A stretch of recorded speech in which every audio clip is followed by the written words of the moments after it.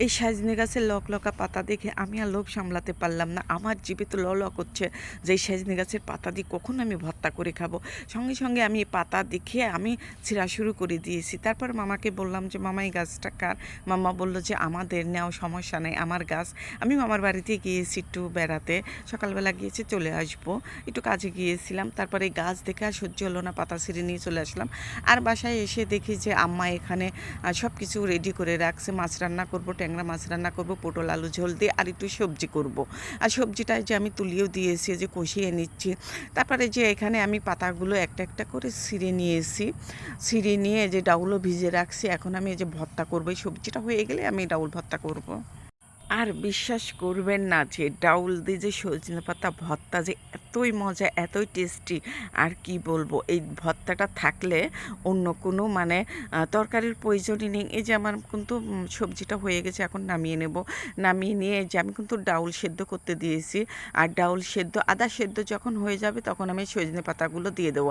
আর এই যে পটল দিয়ে আলু দিয়ে মাছ রান্না করব, সেজন্য এই যে মাছের মধ্যে আমি একটু মরিচ, হলুদ আর লবণ দিয়ে মাখিয়ে রাখতেছি। মাছটা কষিয়ে রান্না করব না, মাছটা মানে তরকারি কষিয়ে তারপর মাছটা দিয়ে দেবো। আজ মাছ কষাবো না, ট্যাংরা মাছগুলো অনেক তাজা তো, এই জন্য আর কষাবো না। এ তো আমার ডাউল কিন্তু সেদ্ধ হয়ে গেছে। এখন আমি সজনে পাতাগুলো এর মধ্যে দিয়ে দেবো। আর এই সজনে পাতা ভর্তা করার পর মামাকে একটু দিয়ে আসছিলাম। মামা বলল যে অনেক মজা হয়েছে, আমিও অনেক খেতে চাই, আমিও খুব পছন্দ করি সজনে পাতা ভর্তা। কিন্তু তোমার মামানি আলসে করে না, আমি যখন মানে পাতা পেরে ধুয়ে রেডি করে দেবো তখন তোমার মামানি করে দেবে। তাছাড়া বললো সজনে পাতা এড়াতে খুব মানে বিরক্ত মনে করেন। বলছে দেখেন তো কী বলে মামা, আমাকে দিয়ে আসেন, আমি প্রতিদিন আপনাকে ভর্তা করে দেবো, আমারও খুব পছন্দ হয় এই ভর্তা। আর আমরা তো প্রতিদিনই ভর্তা, ভাতে ভর্তা মানে হয় সকালে নাই দুপুরে, আমরা ভাতে ভর্তা খাবোই না। ভাতে ভর্তা না খেলে আমাদের মানে তৃপ্তি সহকারে খাওয়াই হয় না। ভর্তা করার জন্য পেঁয়াজ মরিচ একটু ভেজে তুলে নিলাম। তারপরে যে মাছ রান্না করার জন্য মশলা কষিয়ে নিচ্ছে। সবসময় একভাবে রান্না করে খেতে একঘেয়েমি লাগে, এই জন্য মাঝে মাঝে একটু ভিন্ন রকমের রান্না করে খেতে কিন্তু ভালোই লাগে।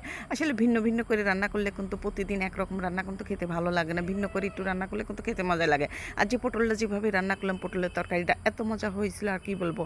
মানে ভিন্ন রকম রান্না তো মজা হবেই, তাই না? তারপরে এই যে আমি এত পটল আমার কষানো হয়ে যাচ্ছে, তারপর আমি এই যে পেঁয়াজ মরিচগুলো কিন্তু ডলে নিচ্ছি ভর্তা করার জন্য।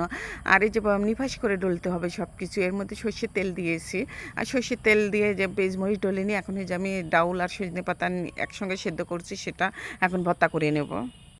বিশ্বাস করবেন না, মানে ভয়েস দেওয়ার সময় এই ভর্তাটার দিকে আমার আবার খেতে ইচ্ছা করছিল। মনে হচ্ছে যে এখন যদি ভর্তাটা একটু থাকতো, আবার এক প্লেট ভাত খেয়ে নিতাম। তারপর তো আমি মানে ভর্তা করার পর শুধু বারবার খালি চাখতেছি যে মানে এতটা মজা লাগছে আমার কাছে, আমি বারবার শুধু মানে তুলে তুলে নিয়ে খাচ্ছি। তারপরে যে আমার মনে হয় মাছের তরকারি কষানো হয়ে গেছে, আমি কিন্তু এই যে এর মধ্যে মাছগুলো দিয়ে দিচ্ছি। আর মাছের তরকারিটা অনেক মজা হয়েছিল।